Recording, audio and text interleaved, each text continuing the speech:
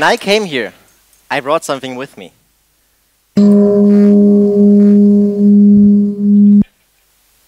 Not this one. I brought something else. I brought a black circle. And I want to ask you, what is the first idea that comes to your mind when you look at it? What is it that you see in a black circle?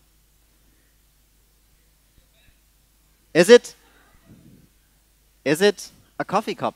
When you look down in the coffee cup every morning, do you see the black coffee? Do you see a train in a tunnel going without headlights? Is it this one secret place in a washing machine where one sock is always hiding and you never find it again? Or does it just look like a hole to you? A simple black hole. But then again, when you take a closer look and when you stare at the center, does it seem to drag you inside? And does it make you curious? What's on the other side? And will you consequently ask yourself the question, hey, how will I get there? To the other side. To explore it, to make use of new insights, have new opportunities to explore knowledge. Yes? That's good. Because I want to show you and I want to help you to get good ideas today. Tonight, I want to engineer your imagination. I'm an engineer. I like to work on problems and I derive conclusions out of complex models and I present those information to the board of management. And no matter what I'm doing, I'm pretty confident with it. Because I know I can rely on my knowledge, the knowledge which I have gained during my studies. But when I graduated, what I got provided with was not simply a piece of paper saying, diploma. It was more than that. It was a toolbox. It was a toolbox with a set of skills. And by knowing how to use each of those skills, I'm able to face new challenges. And with imagination, it's the same. You need a set of tools, and you need to know how to use them in order to shape and to define your own toolboxes. So, what does your toolbox look like? Let us create our own toolboxes of imagination here and now. Let us start. Let us start with the shape. You can think of anything. It doesn't have to be a squared box. What about the size? Is it big? Is it small? What about the color? Is it black, blue, orange? Is it multicolored? Is it illuminated? Does it have a weight? Or does it just float in the air like if no gravity was present? Does it have a smell? Maybe the smell of something fresh, of something new. Maybe the smell of fresh grass on the first day of spring. And the last thing, when you're really hungry for imagination, will you be able to take a bite of your toolbox? And what will it taste like? Like chocolate? I know that you all have wonderful design toolboxes in your mind right now, and please keep that picture in your mind for a second. But I have to tell you, all of your toolboxes are locked. They are locked with a huge padlock, and the key that you need to open them is what I call the smiley. And it simply means to think positive. This is kind of obvious, isn't it? Because everybody's telling you to be and to think positive and how well it affects your life, actually. But I think it's a good advice. Because it makes it to adapt to a situation and to make the best out of the situation you're in right now. And in imagination, we want to create a different mindset. We want to say, I want to think positive about every idea that I have. Even the impractical ones. Even the strange ideas. Even the stupid ideas. And you will never know when exactly those stupid ideas will serve as a catalyst later on and form the next great invention. And this is what happened to Gary Dale when he discovered and invented pet rock. He sold stones, simple stones, to some customers as pets. Because he discovered the market need, hey, people are complaining about how much effort it is to feed their animals, to wash their animals, and he sold stones to them. And with the right marketing concept, he became a millionaire. But the funny part is, this idea came to him really unexpected. It just popped up like this. It came to him in a bar. But rather than criticizing it, he iterated on the idea, he accepted the idea, he held on to it, and he succeeded. So what I want you to encourage is to incorporate the smiley in your everyday life and create a space for absorbing the new ideas, the uncommon ideas, the strange ideas, the stupid ideas. So, let us open our wonderful design toolboxes now and have a look what's inside. When I look inside my toolbox, the first tool which I find is what I call the location shift. Ideas come in strange situations, in strange places. And sometimes we don't get ideas at all because we limit ourselves to the comfortable environments, to the cozy environments. But ideas don't come in those situations. Peter Drucker once said, if you want something new, you need to stop doing something old. And he's right. We need to create a new mindset, a mindset that says, I want to change my environment actively. But hey, what does it mean to change the environment? Does it mean that we have to go to new places, places where we haven't been before, and try out something new, something that we haven't done before? Yes, definitely.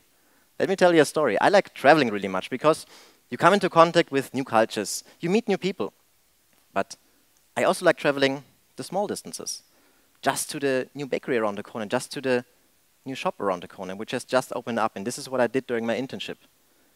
There was this one bakery opening up in our neighborhood, and I said, okay, let's give it a shot, why not? I went there, I was the first customer, I was pretty excited, and as I entered the bakery, they were preparing everything for the day. It was pretty early in the morning, and the dishes were falling down, and there was a huge mess on the floor, so I offered my help, and I came into contact with the shop owner, and he told me how he manages to get up that early in the morning without being angry, without being sleepy all day. And this is a problem I also have, so I listened to his advice. And it was really simple. For him, it was all about a mind thing. He was really happy to have this new business and that he has something achieved, and he can achieve something every day from the beginning on. And I knew I had to change something too. I need to think of something that makes me excited about every single day.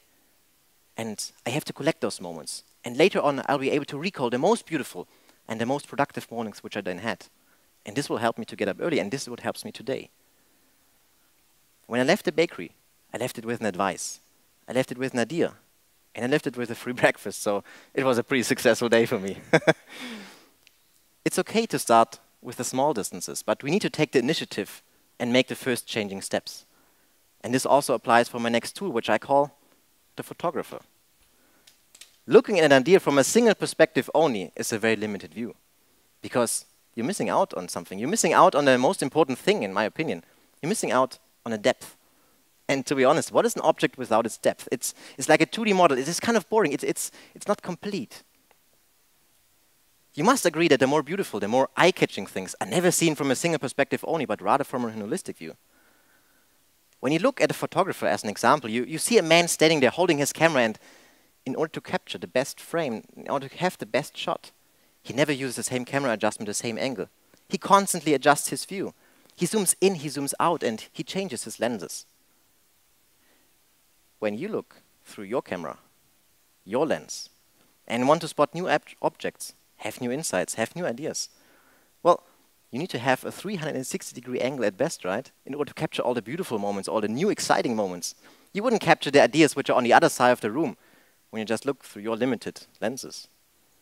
So we need to create a new focus, a focus on how we approach problems and get rid of all the blind spots in our sight. Let me give you an example. When I was in my bachelor degree, I had really much trouble with my physics assignments because we had so many formulas to remember, and it was just impossible for me to remember all of them. So I was kind of giving up on going to the classes anymore, and I went to the College of Education, which was next to our building, very often, because they had this amazing view over the whole city. So I thought, this is a better way to spend my time. And one day, I met those two interesting girls, and we were talking, and somehow I ended up visiting a psychology class with them. And this was a pretty fun experience because they were discussing the influences of emotion on the cognitive ability of students. Something which I didn't quite understand in detail, but there was one sentence that stayed in my mind forever. And this was, having a certain emotional state when you learn something, and having the same emotional state when you want to restore the knowledge, it makes you to remember things better. Okay, so I kept it in the back of my head, and I was thinking maybe you'll need it someday. And when I went home by bus, well, the bus ride took me about 10 minutes. And the bus driver was listening to the radio. And 3, 4 songs were playing, and I noticed each song created a different emotional state in myself, even if there's only a slight difference in the songs. But then I thought, hey, there are so many different songs out there, and there are so many different formulas I have to remember. What about if I listen to a different song for each formula I learn and create a playlist? And I just had to make sure that I listen to the same playlist over and over again, and when I have my assignments and when I have my exams. And this helped me. What I did is I zoomed out of the situation and adjusted my view. I looked at the problem of learning the physics formulas from a different perspective, from a psychology perspective. And I succeeded with that. What I noticed that the further you go from your own field of business, from your own study field, the better ideas you will get. The important thing is that you make a transition to another discipline in order to enhance the possibility of getting new ideas. So the clue about the tool is actually to make the strange familiar to ourselves. But we can also twist it, right? You can say, hey, I want to make the familiar strange, and this is where the exciting part begins. And this is where I apply my next tool, which I call the dream. And this is indeed about dreaming, an ability that we all have, but hey, why should we only use it when we are sleeping? We can invest a couple of minutes in daydreaming and foster our imagination. Daydreaming is creating new connections, a connection that we haven't had before. Anything can be anything. There are limitless possibilities. So please dream with me. Please imagine the time of the day tomorrow when you have a strong feeling for a cup of coffee. What you will have in your mind in a few seconds and what you will have in your mind tomorrow is an image. It's an image of a hot, fresh, out of 100% Arabic coffee beans made coffee, which is slowly poured in your coffee cup, where you can see the steam going up and affecting your senses. Well, this kind of daydreaming is familiar to ourselves. This is nothing new. This is what we're doing all day, right? Now we want to make the familiar strange and ask the stupid questions. What we need to do is to make a transition from reality to fiction and to ask the stupid questions. So please, again, imagine with me that you're sitting in front of the cup of coffee, a white cup of coffee, beautiful cup of coffee. But suddenly, the coffee cup loses its shape, and it gets replaced by a constant moving shape. And with the movement, the coffee inside moves as well. And when you think about movement, you can think about anything. You can think about an earthquake. You can think about taking a roller coaster ride. And for some non-explanatory reason, the coffee stays in the cup. You can even turn the cup upside down. The coffee stays in the cup. And this is because the coffee is the only thing you can think about in a very situation. The coffee becomes your treasure. And you want to protect the treasure at any expenses. So it makes you think of anything that will help you to protect your treasure, your coffee. And this is very the clue here, right? This is the dream. Out of all the tools which you can put in your toolbox, there's especially one tool you have to keep in mind.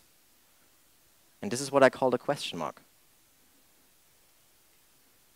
You know, sometimes we ask stupid questions, but we tend to ask the wrong questions. We tend to ask, why is it possible? How is it possible?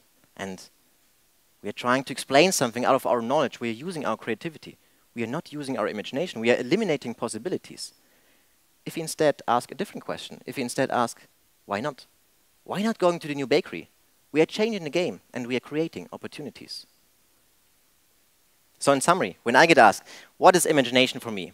I respond, imagination is like a muscle, because with training, the performance gets better. And a muscle has two movements, right? If you consider the muscle of an iris in the eye, sometimes you need to open up to get fresh energy inside, to get fresh light inside, to get fresh ideas inside. And this is why you need a photographer, and this is why you need a location shift. And another movement is that sometimes the muscle needs to relax. And also ideas need to evolve in an unconventional state, and this is why you need the dream. Well, isn't it like that you need an idea now, because you have a problem now, and you need a solution now? Well, from a mathematical point of view, the success of your toolbox is all about a possibility in the end. Because a great success rate is defined by a great number of strange moments that you have in a certain period of time. So the clue is really to enhance the eureka moments that you have in your life by applying the tools very often. And this is how you can speed up the process of imagination, step by step. So when we close the toolbox of imagination now and think of all the insights that we have gained and all the possibilities, and when we then want to interpret the black circle again, well, we might say, the black circle is not black anymore. It has turned upside down. We can see what's on the other side. And we might say our perception has altered with each step in the discovery process of the tools. And it can alter even more by applying more and more tools to the toolboxes. You will see that the toolbox of imagination can be really huge.